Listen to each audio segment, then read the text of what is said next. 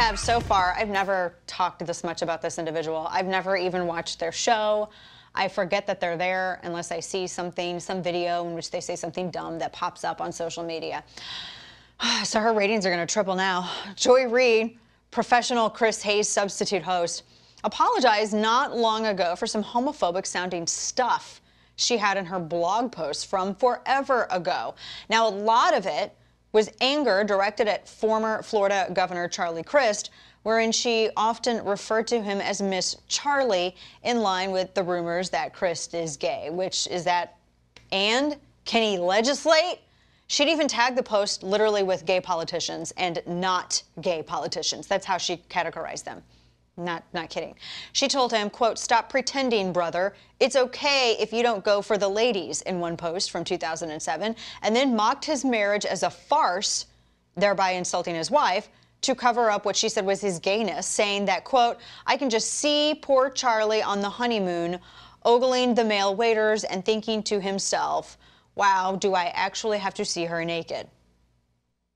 Now, none of this is very in line with the way that progressives, including Reid, are, that we think they think, I mean, or demanded about how we all should speak about any issues.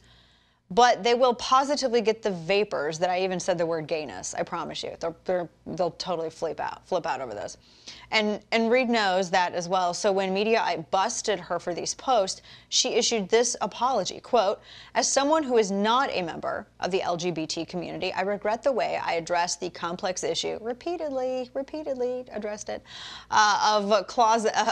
issue of the closet and speculation on a person's sexual orientation with a mocking tone and sarcasm. It was insensitive, tone deaf, and dumb. There is no excusing it, not based on the taste-skewing mores of talk radio or the then blogosphere, and not based on my intentions.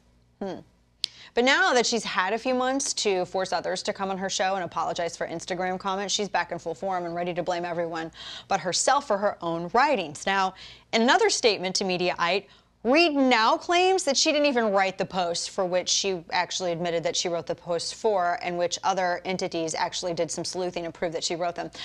In December, she says, "I learned that an unknown external party accessed and manipulated material." This is the Anthony Weiner excuse.